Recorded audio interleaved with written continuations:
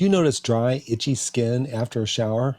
It might be your tap water. Many of us don't realize that city water, which is treated with chlorine to make our water safe, can actually be irritating to skin over time in some situations and for some people. Welcome back to the Clean Water Store, where we provide innovative solutions and knowledge to help you improve your water quality.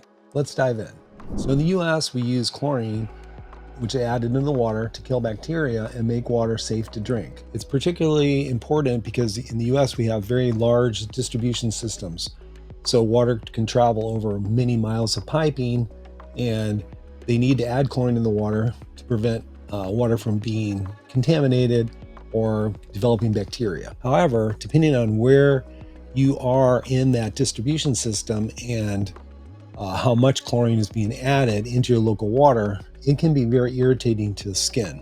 So some people are very affected by this. We've noticed people anecdotally have called us over the years, many people saying they notice that when they're at home, they're showering, they get out of the shower, their skin is irritated, but maybe they travel to visit someone else or they're on a trip and they realize that, hey, how come I don't have that problem? Well, they go from an area where maybe their water is heavily chlorinated where they live to a place where it's not that chlorinated. So it does depend on the amount of chlorine in the water. The top 10 problems associated with chlorine exposure. And again, this isn't for all people and it depends on the chlorine concentration, but this has been proven to be a fact. Dry skin. Chlorine strips away the skin's natural oils, causing dryness and tightness. Eczema. Chlorine can worsen the effects of eczema. Contact dermatitis, leading to red, itchy, and irritated skin. Acne. This can also be affected by hard water. Hard water, very, very hard water, can also clog your pores and create a problem with red, potentially worsening your acne. Psoriasis. Itchy skin, just because it's drying out the skin, can make your skin feel itchy. Rashes. Sensitive skin, particularly with infants and people with very sensitive skin, such as elderly, can have a problem with high levels of chlorine and rashes. Rosacea, in some cases hives. And there was a study that came out a few years ago from the Journal of Allergy and Clinical Immunology in Great Britain, and they did a study of 1,300 infants. The base group had exposure to very low levels of calcium carbonate, which is hardness in the water, and chlorine. And then they had two other groups that were exposed to higher levels, and then the full level, what you'd normally find in their chlorinated water. And these ranged from about, in the study, it ranged up to about 1.5 parts per million of chlorine. Normally, we want to see a residual of chlorine somewhere between 0.4 and 1 part per million. They never wanted to get it up to 2 parts per million because then it's pretty high levels. So these levels were slightly over 1 part per million. And then the hardness levels that they were studying were pretty hard water. It went from soft water to mildly hard water, which is about 8 grains per gallon, up, and then the really hard water that the infants were exposed to was like 14 grains per gallon, which is pretty commonly hard water. And that's just typically common water. It's hard, very easy to see that in the United States. And what they found was there was a correlation between higher levels of what they refer to as atopic dermatitis, which is basically eczema. So in other words, the infants that were exposed to higher levels of chlorine and hardness had a much higher level of developing eczema. And it just goes to show that it really depends on the concentration of your chlorine and also this is another topic about how hard your water is. So a lot of times folks have hard water and high levels of chlorine. And again, it depends on where you are in the distribution system, because at the municipal plant, they're injecting high levels of chlorine, so they still have a residual at the very end of the distribution network. They don't want to end up with people at the very end of their distribution system having no chlorine in the water, although that is a very common problem, especially when there's like a leg where it goes out and then it branches off and goes up, a mile up a street or a road or whatever. And then a lot of times those chlorine levels can drop off because chlorine, when it's added to the water, it starts to decay.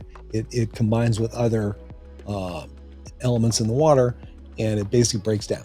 So you have a situation where if you're near the plant then you have very high levels of chlorine, then it's a little more miserable. And most people, it's just an irritation. It's like maybe it smells like chlorinated water. A lot of people, of course, don't even notice it. But there are people that have sensitive skin that it does make a difference. So from what we can understand about it, basically chlorine dries out the skin. So therefore it can break down the protective barrier on the outside of the skin, your natural oils. It can strip away your natural oils. And this oxidizing effect then can cause inflammation of the skin in some people. Okay, so what can you do? The first thing you can do, if you suspect it, you can test your water for chlorine and see how high the levels are. Of course, they're nowhere near as high as if you're in a hot tub or a pool. And so, a lot of people with skin problems have to put on lots of lotion or protective barrier over their skin before they go swimming to prevent this sort of drying effect of the chlorine and oxidizing effect of chlorine on their skin. And to find out how hard your water is or how much chlorine in it, use one of our easy water test kits. These are very simple to use. With just a minute, you can add the drops into a little test tube that comes with it and figure out exactly how many grains per gallon your water is or how much chlorine you have in your water. Just click a link in the description below to get your test kit. But in terms of showering in it every day and using it to wash your face and all that, there are several things you can do. The very first thing you could do, as an experiment without having to invest in any kind of water treatment system, is you can actually just rinse off, use your, take a shower or whatever, and then get some other water and rinse off with bottled water or clean water so the chlorine isn't just laying on your skin after you've taken a shower. And a lot of times people will notice a difference in that, even like in their hair. Their hair can be dry or frizzy, and then they use soft water or pure water to wash their hair after the final shampoo. It can make a difference. But for most people, it would be a combination of either getting a shower filter or a whole house type water treatment system. Shower filters can be effective just for the shower. However, they will reduce the chlorine, but really won't remove it at a higher level as if you had a whole tank of activated carbon for your whole house. And that's what most people would get if they're trying to dechlorinate their water for the whole house. And then they have a tank that looks like an oxygen tank or a water softener tank, and it might be like 10 or 12 inches diameter by about 4 or 5 feet tall, and it's full of activated carbon. As the water flows through it, the chlorine is removed. Another option would be using a carbon filter cartridge. It's a lower cost way to go.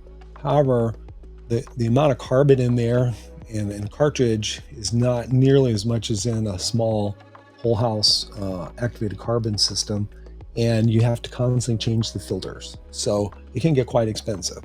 The whole house carbon filter system is a by far better way to go because you've got a system that will remove sediment.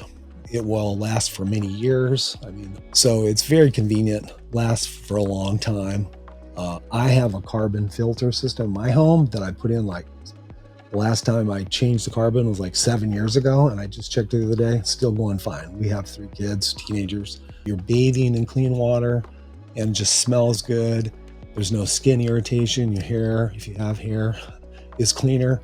And basically, it's just I would say it's a luxury, but it's good for your health over a period of your whole life. If you can avoid exposure to chlorine over your whole life, you probably have a slightly less risk of some cancers. That's not the major thing. It's more of a convenience of having clean water in your life, and it just adds to your quality of your life. So let's talk about choosing the right type of filter system.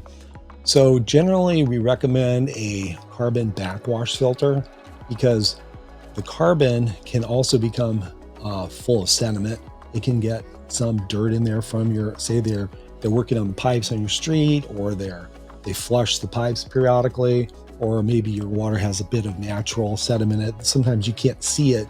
The water looks clean, but over time it collects. So having a system that can backwash and clean itself once or twice a month, it really helps, because what it does is that it kind of stirs up the carbon, it flushes out any sediment, and you just get longer life out of the carbon. And basically, you don't have any problems with pressure drop as well. So the other way to go is to not have a backwash carbon filter, have the same type of carbon tank, but what it does is the water flows up through the carbon instead of in a normal, like a backwash filter, where it's coming in the top, flowing down through the media and then up the center tube and out during the normal operation. In the upflow system, the water's flowing down the center tube and then up through the carbon, and it's getting contact with the carbon, very nice, but it doesn't remove any sediment, and it won't backwash or clean the carbon. The other component, a lot of these systems, is a material called KDF, which is a type of metal. It's a metallic compound that they've created, and when the chlorine comes into contact with the KDF, so it's essentially kind of destroying the chlorine, so it just turns it into more of a harmless element. However, it is a metal, so there's copper, there's other metals in it, so you're running your water through metal. So if the water is corrosive, it could be an issue where you get some bits of metal into the water. You wouldn't notice it, but the KDF does help if you have extremely chlorinated water and you have a type of KDF where the water is flowing in and it can go through the KDF first, then it'll protect the carbon. So in this video, I've given you some good information on how chlorine can affect the skin and also what can be done about it. There's several different options in how you can treat your water, so if you have high levels of chlorine, to avoid this type of skin problems. And I also made a series of videos that go deeper into each one of these topics. Just click the video that's on the screen right now, and I'll see you there.